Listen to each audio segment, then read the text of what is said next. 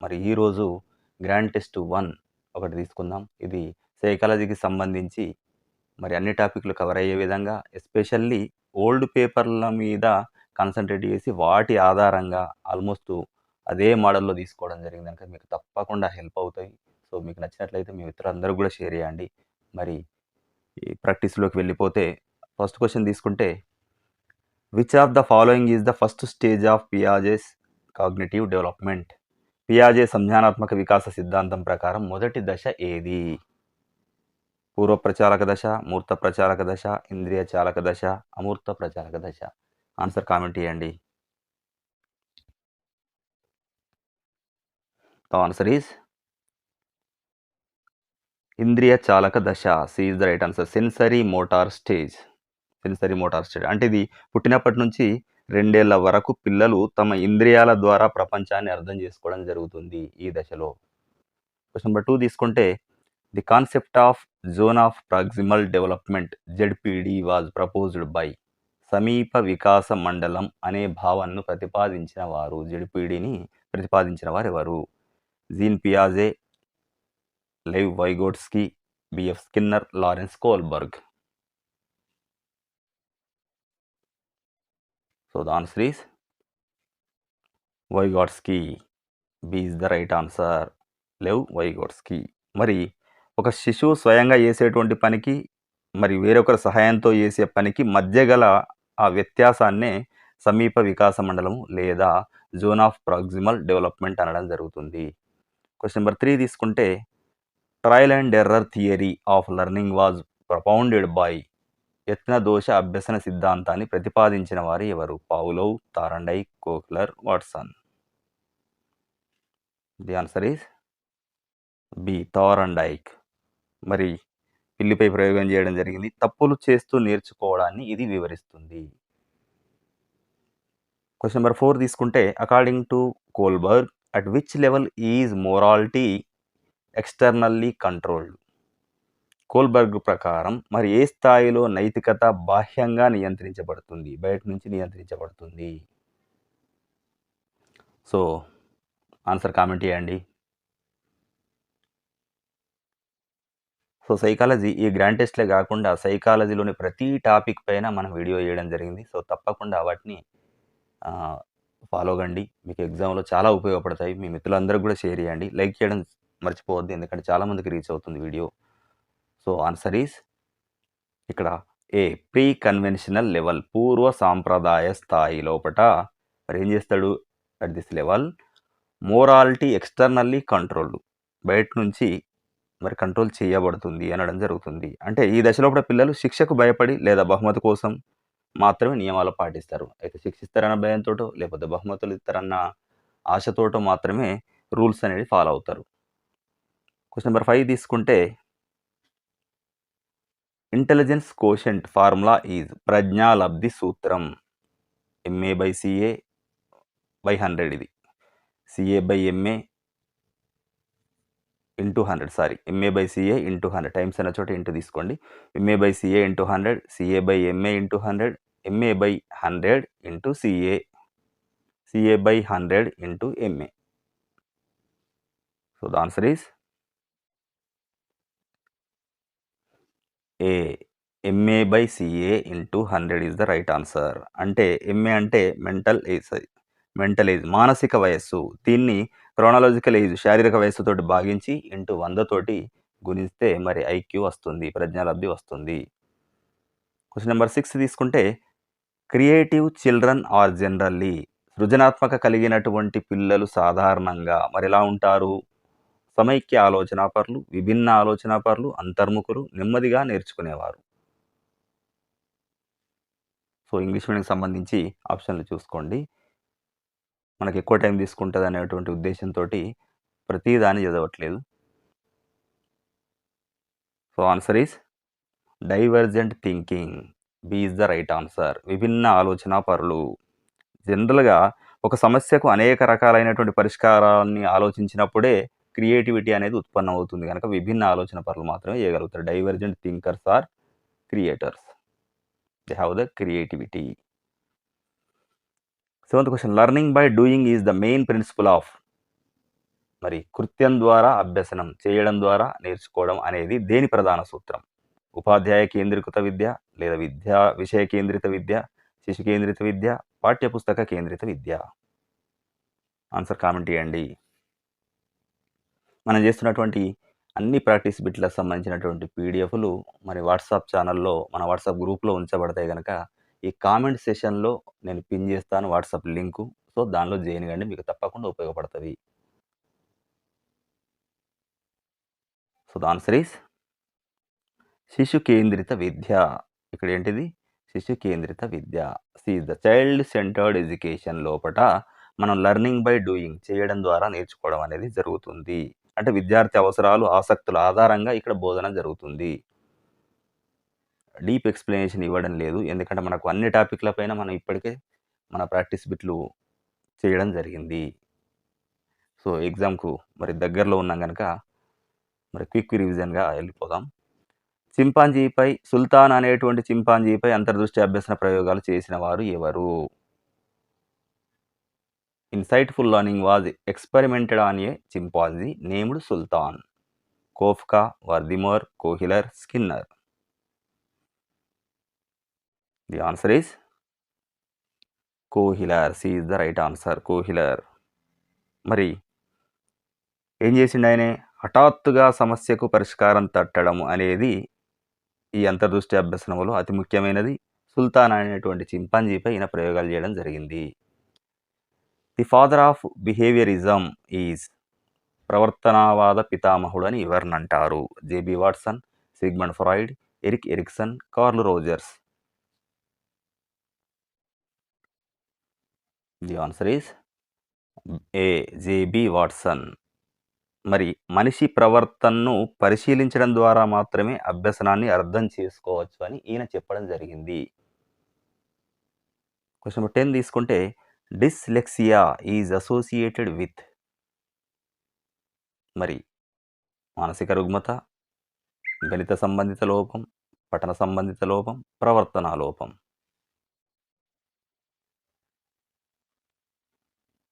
So, the answer is పఠన సంబంధిత లోపం. Reading disorder, dyslexia. ఇది అక్షరాలను గుర్తించడం లోపట, చదవడం లోపట ఇబ్బంది ఉంటుంది వీరికి. క్వశ్చన్ నెంబర్ 11 తీసుకున్నట్టయితే the duration of infancy stage is శైశవ దశ కాలం ఏంటి? 0 to 2 years, 2 to 6 years, 6 to 12 years, 12 to 18 years. Answer comment చేయండి.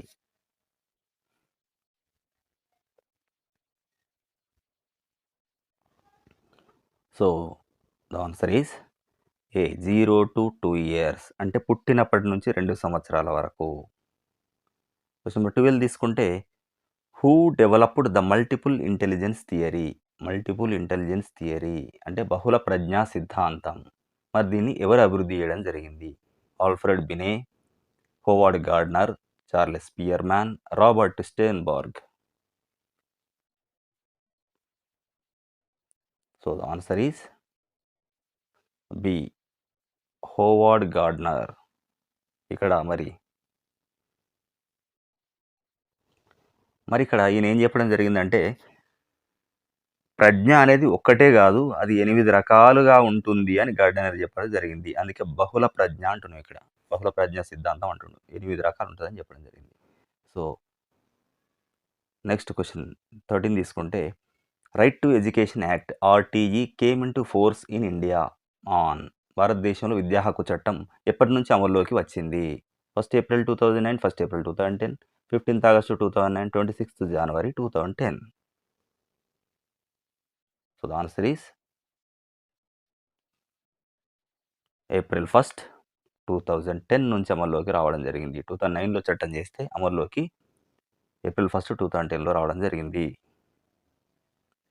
క్వశ్చన్ నెంబర్ 14 తీసుకుంటే a teacher uses audio visual AIDS and physical activities in teaching because.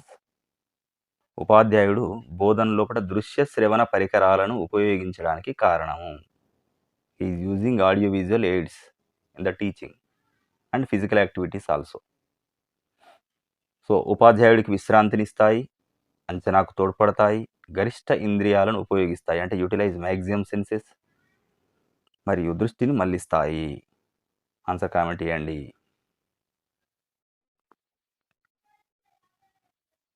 So, the answer is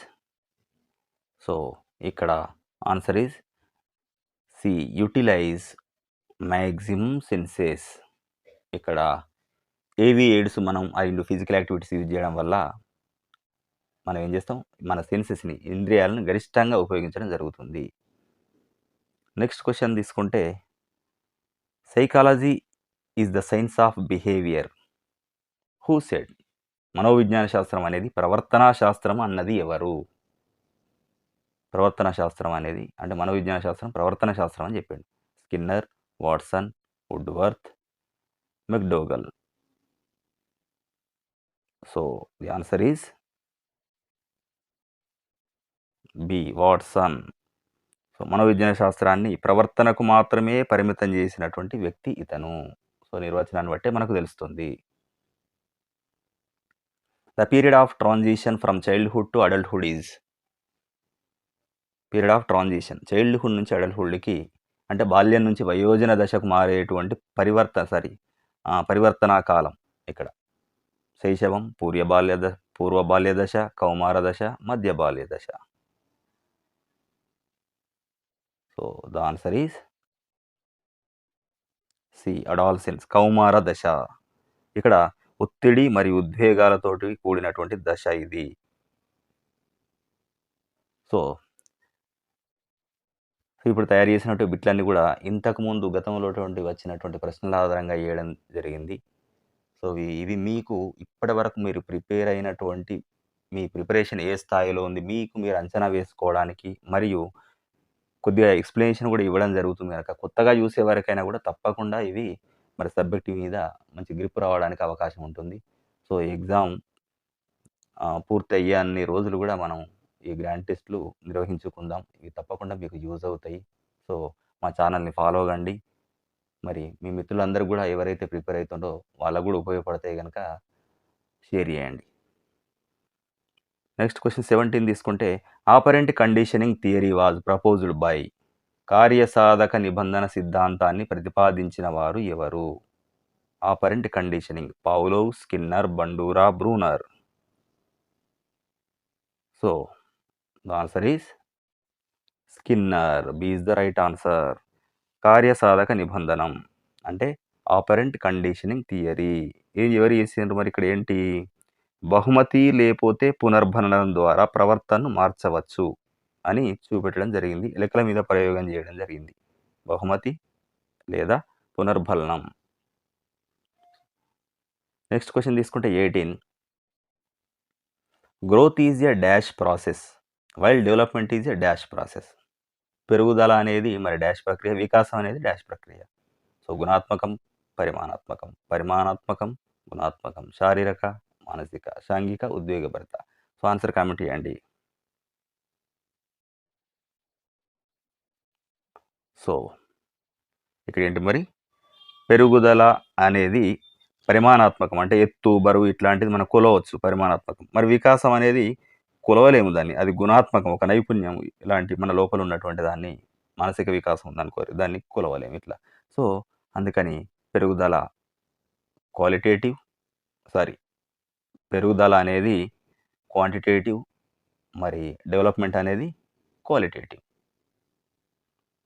so, next question తీసుకుంటే question number 19. So, ఇక్కడ ఏంటి మరి answer? Growth is ఇక్కడ B is the right answer. Quantitative ఇది.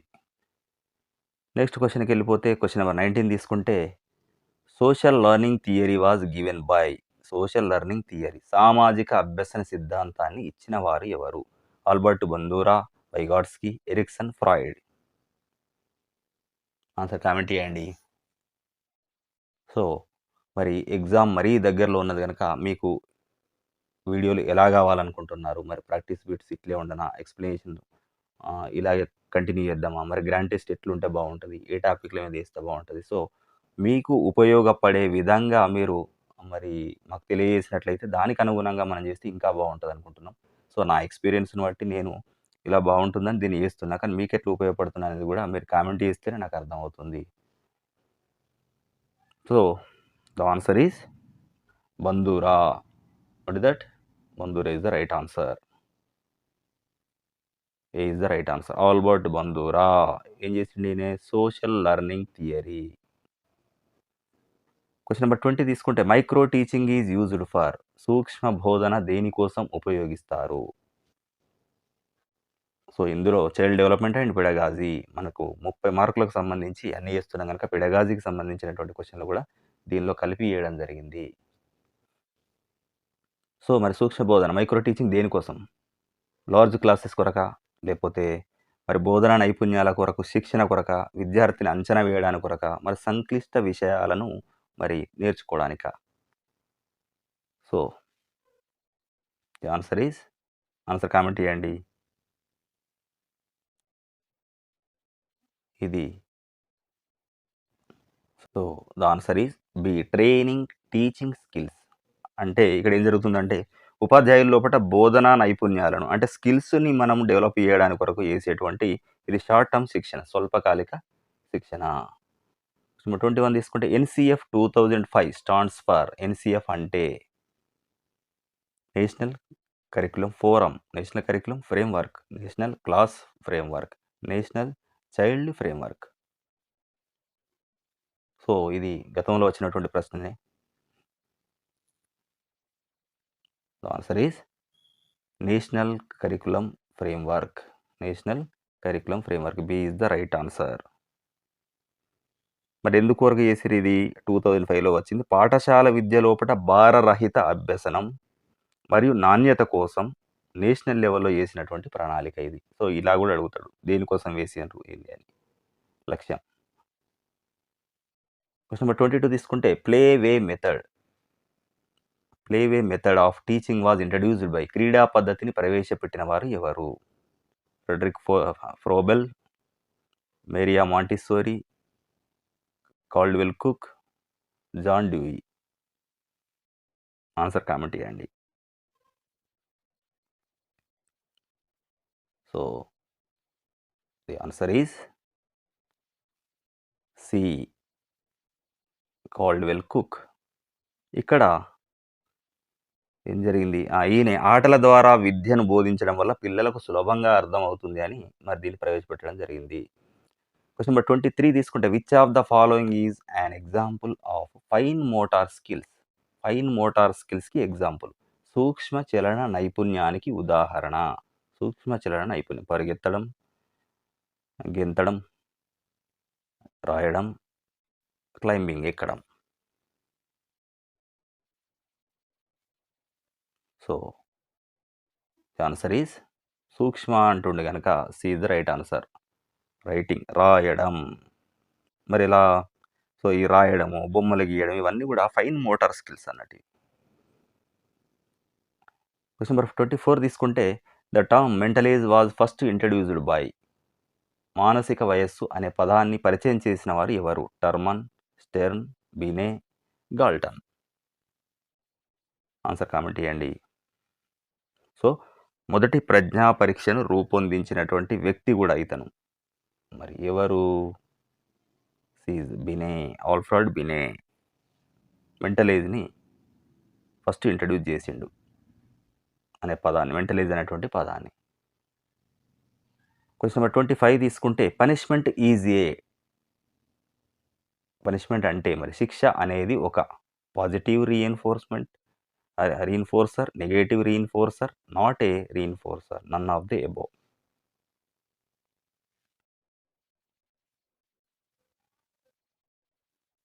So, the answer is not a reinforcer. C is the right answer. C is the not a reinforcer. మరి ఎందుకలా అంటున్నాం? Punishment అనేది అభ్యసనాన్ని పెంచదు. కేవలం ప్రవర్తనను ఆపుతుంది కాబట్టి ఇది పునర్బలనం గాదు. రీఇన్ఫోర్స్‌మెంట్ కాదు. Who is the father of project method. ప్రకల్పన పద్ధతి పితామహుడు ఎవరు? Who is the father of project method. ప్రకల్పన పద్ధతి పితామహుడు. Kilpatrick, Rousseau, Pestalozzi, Plato. So the answer is John Dewey. Sorry, ఇక్కడ ఎవరు? జాన్ డూయి శిష్యుడైనటువంటి కిల్ ప్యాట్రిక్ దీన్ని ప్రాచుర్యంలోకి తేవడం జరిగింది. ప్రాజెక్ట్ మెథడ్‌ని ప్రాచుర్యంలోకి ఎవరు తీసుకొచ్చారంటే కిల్ ప్యాట్రిక్. ఎవరి శిష్యుడు ఈయన? జాన్ డూయి యొక్క శిష్యుడు. క్వెషన్ నంబర్ 27 తీసుకుంటే డిస్కాల్కులియా is a disability related to. డిస్కాల్కులియా అనేది దేనికి సంబంధించింది? భాషా, సామాజిక నైపుణ్యాలు, గణిత గణనలు, సూక్ష్మచలన నైపుణ్యాలు. So the answer is C. Mathematical క్యాలిక్యులేషన్‌కు సంబంధించినటువంటి ఇబ్బంది. లెక్కలు చేయడం లోపల, సంఖ్యలను గుర్తించడం లోపల ఇలాంటి లోపాలు. 28 తీసుకుంటే hierarchical theory of needs was proposed by. అవసరాల అనుక్రమణిక సిద్ధాంతం ఎవరు మరి? దీన్ని ప్రతిపాదించింది ఎవరు? అవసరాల అనుక్రమణిక సిద్ధాంతం. Maslow, McClelland, Murray, Atkinson. So answer comment చేయండి. The answer is A. Maslow. Maslow ఈ అవసరాల అనుక్రమణిక సిద్ధాంతాన్ని ప్రతిపాదించడం జరిగింది. దీని ప్రకారం ఆహారం నుంచి ఆత్మ సాఫల్యం వరకు, అంటే సెల్ఫ్ యాక్చువలైజేషన్ వరకు ఫుడ్ నుంచి 5 స్థాయిలు ఉంటాయని చెప్పడం జరిగింది. క్వెషన్ నంబర్ 29 తీసుకుంటే the most intensive and crucial socialisation takes place. The most intensive and crucial socialisation, అత్యంత కీలకమైనటువంటి సాంఘికీకరణ ఎప్పుడు జరుగుతుంది మరి? జీవితాంతం, కౌమార దశలో, పూర్వబాల్య దశలో, వయోజన దశలో, ఏ దశలో జరుగుతుంది సాంఘికీకరణం? అత్యంత కీలకమైనటువంటిది. So the answer is B. During adolescence. కౌమార దశ లోపట ఇది జరుగుతుంది. ఎందుకంటే స్నేహితుల ప్రభావం, పీర్ గ్రూప్ ప్రభావం ఎక్కువ ఉండడం వల్ల ఇది అత్యంత కీలక సమయము ఫర్ సోషలైజేషన్. క్వెషన్ నంబర్ 30 తీసుకుంటే heredity is considered a dash social structure. అనువంశికత ఒక డాష్ సామాజిక నిర్మాణం. ప్రాథమికమా, సెకండరీయా, గతిశీల లేదా స్థిర? So answer is the answer is C. Sorry, answer is D. Static, స్థిరంగా ఉంటుంది. ఇది పుట్టుకతో వచ్చేది కాబట్టి మారదు. This is static. Heredity is static. 31 తీసుకుంటే the ink blot test of personality was developed by. సిరా మరకల పరీక్షను రూపొందించిన వారు ఎవరు? Murray, Rorschach, Allport, kettle.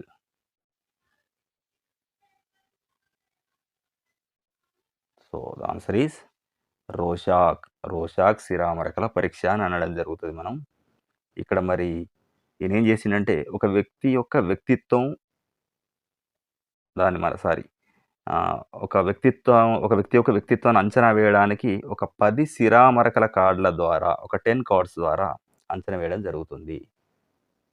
32 తీసుకుంటే IQ of a gifted child is generally. IQ of a gifted child is generally అంటే ప్రతిభావంతులైనటువంటి పిల్లల ఐక్యూ ఎంత ఉంటుంది? నంబర్ అడుగుతుంది ఇక్కడ. 90 నుంచి 90 to 110, above 140, 70 to 80, below 70. The answer is మరి ఇక్కడ వరకే ఉంటుంది కనుక B is the right answer. 140 కంటే ఎక్కువగా ఉన్న వాళ్ళంతా gifted child. So next question, the ego works on which principle. Ego అంటే ఇక్కడ అహం ఏ సూత్రం ఆధారంగా పనిచేస్తుంది మరి? అహం, ఈగో ఆనంద సూత్రం, వాస్తవిక సూత్రం, నైతిక సూత్రం, ఆధ్యాత్మిక సూత్రం. So the answer is B. Reality principles ఆధారంగా పనిచేస్తుంది వాస్తవిక సూత్రం. అంటే ఇది వాస్తవ పరిస్థితులకు అనుగుణంగా, అంటే రియాలిటీకి అనుగుణంగా నిర్ణయాలు తీసుకుంటుంది. క్వశ్చన్ నెంబర్ 34 తీసుకుంటే concept of scaffolding is related to. మరం అనే భావన ఎవరికి సంబంధించి? స్కాఫోల్డింగ్ అంటే అనే భావన ఎవరికి సంబంధించి? పియాజే, స్కిన్నర్, వైగాట్స్‌కి, బ్రూనర్. ఈ స్కాఫోల్డింగ్ అనేది మరి ఎవరి సిద్ధాంతంలో ప్రధానంగా ఉంది? సో, స్కాఫోల్డింగ్ అంటే ఒక రకంగా ఆసరా, హెల్పింగ్. సో, అంటే మనం నేర్చుకునేటప్పుడు ఇచ్చేటువంటి ఒక టెంపరరీ హెల్ప్‌నెస్. అంటే తాత్కాలికంగా మనం ఇచ్చేటువంటి సహాయాన్ని స్కాఫోల్డింగ్ అంటారు. సో, ఆటోమేటిక్‌గా మరి ఇది ఎవరికి చెందినటువంటిది చెప్పండి? So, the answer is C. Vygotsky. ఇది వైగాట్స్‌కి సంబంధించిన సిద్ధాంతము. క్వెషన్ నంబర్ 35 తీసుకుంటే how many stages are there in Erikson's psycho social development? How many stages are there? Erikson's psycho social development. Erikson సిద్ధాంతం లోపల ఎన్ని దశలున్నాయి? 5, 6, 8, 10. సో, ఆన్సర్ కామెంట్ చేయండి. The answer is C. C is the right answer. 8 దశలు ఉన్నాయి. అంటే మనిషి పుట్టినప్పటి నుంచి చనిపోయే వరకు 8 మనోసాంఘిక దశలు ఉంటాయని చెప్పడం జరిగింది ఎరిక్సన్. 36 తీసుకుంటే the school and society book was written by. The school and society అనేటి బుక్ ఎవరు రాసిండ్రు? మరి ది స్కూల్ అండ్ సొసైటీ పుస్తక రచయిత ఎవరు? John Dewey, Froebel, Gandhi, Tagore. So, the answer is John Dewey. ఏ పుస్తకం రాసిండు? The school and society. మరి దీనిలోపట ఏం చెప్పిండు? అభ్యసనం అనేది సమాజానికి ఉపయోగపడేలా ఉండాలని చెప్పడం జరిగింది. ఇది గుర్తుపెట్టుకోండి. Which memory is known as working memory? ఏ స్మృతిని వర్కింగ్ మెమరీ అని పిలుస్తారు? Sensory memory, short term memory, long term memory, episodic memory. అంటే స్వల్పకాలికన, దీర్ఘకాలిక స్మృత ఇవి అన్నట్టు ఇట్లా. సో, ఆన్సర్ కామెంట్ చేయండి. ఆన్సర్ ఈజ్ స్వల్పకాలిక స్మృతి. Short term memory. B is the right answer. సుమారు 20-30 సెకన్లు మాత్రమే గుర్తుంచుకుంటాం. మళ్ళా ఆ తర్వాత మర్చిపోయే అవకాశం ఉంటది కనుక దాన్ని వర్కింగ్ మెమరీ అంటారు. 38 తీసుకుంటే RTE act 2009 guarantees free education for children aged. RTE ప్రకారం రైట్ టు ఎడ్యుకేషన్ యాక్ట్ ప్రకారం మరి ఏ వయస్సు వారికి ఉచిత విద్య అందించబడుతుంది? 5-12, 6-14, 3-18, 6-18. So, the answer is 6-14. B is the right answer. Next question తీసుకుంటే 39 micro teaching cycle duration is. సూక్ష్మ బోధన చక్రం కాల పరిమితి ఎంత? అంటే మైక్రో టీచింగ్ సైకిల్ ఆ డ్యూరేషన్ ఎంత ఉంటది మామూలుగా? 30 minutes, 36 minutes, 45 minutes, 60 minutes. So, ఇక్కడ బోధన, ఫీడ్‌బ్యాకు, మళ్ళీ తిరిగి ప్లాన్ జేయడం. అంటే బోధించడం, ఫీడ్‌బ్యాక్ తీసుకోవడం, మళ్ళీ తిరిగి ప్లాన్ జేసుకోవడం. దాన్ని బట్టి, ఫీడ్‌బ్యాక్‌ని బట్టి ఇదంతా గూడా ఓవరాల్‌గా మొత్తం 36 మినిట్స్ పడుతుంది. So, B is the right answer. Evaluation which is done during the teaching process. బోధన జరుగుతున్నప్పుడు చేసేటువంటి మూల్యాంకనం.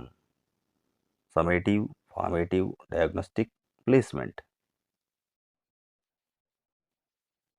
The answer is B. Formative evaluation అంటున్నారు. అంటే నిర్మాణాత్మక మూల్యాంకనం అంటాం మనం. అంటే పాఠం చెబుతున్నప్పుడు లేదా టీచింగ్ చేస్తున్నప్పుడు విద్యార్థి ఎంతవరకు నేర్చుకున్నాడు అని తెలుసుకుంటూ దానికి అనుగుణంగా మార్చుకుంటూ వెళ్ళడానికి ఉపయోగపడుతుంది ఇది. 41 తీసుకుంటే individual differences are caused by. వ్యక్తిగత భేదాలకు కారణం అంటే వైయక్తిక భేదాలకు కారణం ఏమై ఉంటుంది? ఓన్లీ ఎన్విరాన్మెంట్ అనువంశికత మాత్రమేనా? సారీ. ఓన్లీ ఎన్విరాన్మెంట్ పరిసరాలు మాత్రమేనా? ఓన్లీ హెరిడిటీ అనువంశికత మాత్రమేనా? ఇంటరాక్షన్ ఆఫ్ బోత్ రెండా? లేదా ఎకనామిక్ స్టేటసా? So, the answer is interaction of both. మరి ఒక వ్యక్తి యొక్క ఎత్తు, తెలివితేటలు అనేవి తండ్రి నుంచి వచ్చేటువంటి జన్యువుల ద్వారా వస్తాయి. మరి చుట్టూ ఉన్నటువంటి పరిసరాల కలయిక ద్వారా గూడా చేంజ్ అవుతాయి కారణాలు. 42 తీసుకుంటే animal intelligence book was written by. Animal intelligence పుస్తక రచయిత ఎవరు? Pavlov, Kohler, Thorndike, Skinner. The answer is C. Thorndike. అభ్యసనంపై జంతువులపై ప్రయోగాలు చేసి యానిమల్ ఇంటెలిజెన్స్ అనేటువంటి పుస్తకం ఈయన రాయడం జరిగింది. థార్‌ండైక్. యానిమల్ మీద ప్రయోగాలు చేసేసి రాయడం జరిగింది. Who used the word schema in cognitive development? Schema అనే పదాన్ని వాడిన వారు ఎవరు? వైగాట్స్కీ, పియాజే, Bruner, Bandura. So, the answer is so, ఇక్కడ మరి స్కీమా అదే ఆన్సర్ ఈస్ పియాజే. B is the right answer. Next question తీసుకుంటే 44 the father of genetic epistemology. Genetic epistemology పితామహుడు ఎవరు? కోల్బర్గ్, పియాజే, డ్యూయి, వాట్సన్. ఆన్సర్ కామెంట్ చేయండి. ఇది జ్ఞానం ఎలా అభివృద్ధి చెందుతుంది అని అధ్యయనం చేసేటువంటి శాస్త్రాన్ని మనం జెనెటిక్ ఎపిస్టమాలజీ అంటారు. ఇలా కూడా అడగడం జరుగుతుంది, గుర్తుపెట్టుకోండి. సో, దీని పితామహుడు మరి జాన్ పియాజే. పియాజే. ఇంకా క్వెషన్ నెంబర్ 45 తీసుకుంటే creative thinking is also known as. సృజనాత్మక ఆలోచనను ఇలా కూడా పిలుస్తారు. Autistic thinking, directed thinking, divergent thinking, convergent thinking. The answer is C, divergent thinking. ఇదే దీనికి పునాది. విభిన్న ఆలోచననే పునాది. A child who can perform all basic operations on numbers is at. So, a child who can perform all basic operations on numbers is at. సంఖ్యలపై చతుర్విధ ప్రక్రియలు చేయగలిగేటువంటి శిశువు ఏ దశలో ఉంటాడు? సెన్సరీ మోటార్, ఇంద్రియచాలక దశ, ప్రీ ఆపరేషనల్ స్టేజ్, మరి కాంక్రీట్ ఆపరేషనల్, ఫార్మల్ ఆపరేషనల్. అంటే మూర్త ప్రచాలక దశన, అమూర్త ప్రచాలక దశన. So, answer is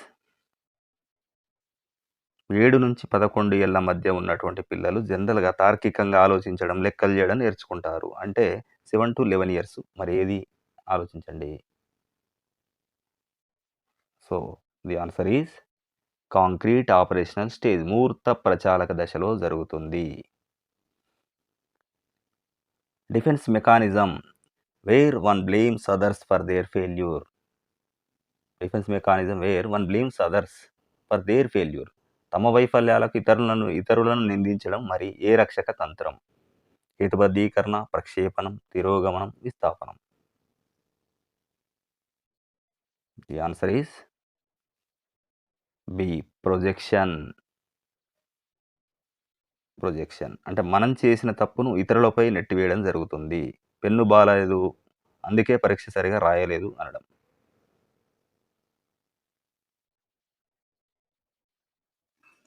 question number 48 తీసుకుంటే సిసిఈ అంటే continuous and creative evaluation, comprehensive and complete evaluation, continuous and comprehensive evaluation, constant and clear evaluation. So, the answer is continuous and comprehensive evaluation. C is the right answer. ఇక్కడ అంటే నిరంతరాయంగా ఉండాలి, మరి అన్ని రంగాలు అంటే చదువు, ఆటలు, కరిక్యులర్ అన్నిటిని మూల్యాంకనం చేయడం అని అర్థం అన్నట్టు ఇక్కడ. 49 తీసుకుంటే theory of general and specific factors, G factor, S factor అంటారు దీన్ని, ఇన్ ఇంటెలిజెన్స్ ఉంది కదా. సో, దాని లోపల మరి ప్రజ్ఞ లోపల సామాన్య మరియు ప్రత్యేక కారకాలు అంటే సాధారణ కారకాలు మరి ప్రత్యేక కారకాలు ఉంటాయనేటువంటి చెప్పే సిద్ధాంతాన్ని ఎవరు ప్రతిపాదించారు? ప్రజ్ఞ లోపట జీ అంటే సాధారణ కారకం, సామాన్య కారకం అంటారు దాన్ని. ఎస్ స్పెసిఫిక్ అంటే ప్రత్యేక కారకం అనేటువంటి 2 కారకాలు ప్రజ్ఞలో ఉంటాయని చెప్పింది ఎవరు? Spearman, Thurstone, Guilford, Gardner. Answer comment చేయండి. The answer is A, Spearman. The answer is A, Spear. So, A is the right answer. Spearman. So, next question తీసుకుంటే the best way to handle a hyperactive child is. అతి చురుకైనటువంటి బిడ్డను నియంత్రించే మార్గం. Hyper active అంటే చాలా చురుగ్గుంటారు, వాళ్ళు ఫాస్ట్గా చేసేస్తుంటారు. వెరీ యాక్టివ్‌గా ఉంటారన్నట్టు. వాళ్ళని హైపర్ యాక్టివ్ చైల్డ్ అంటారు. మరి ఆళ్ళని ఏ విధంగా నియంత్రించాలి? ఎక్స్‌ట్రా హోంవర్క్ ఇవ్వడం, ఫ్రంట్ రో సీట్, సో, ముందు సీట్‌లో కూర్చోబెట్టడం బెంచీలో, చానలైజ్ ఎనర్జీ ఇంటూ టాస్క్, వాళ్ళ ఎనర్జీని కొన్ని టాస్క్‌లకు మళ్లించడం అండ్ పనిష్ దెమ్, శిక్షించడం. So, the answer is what is the answer? ఇక్కడ channelize their energy into task అంటే వారి లోపట ఉండేది ఏంటిది? అధిక శక్తి ఉంటది వాళ్ళకు. సో, మరి ఆ అత్యంత శక్తివంతులు గనక వాళ్ళ శక్తిని వేరే ఏదైనా పని లోపట నిమగ్నం జేయడం ద్వారా వాళ్ళను మళ్లించాలి.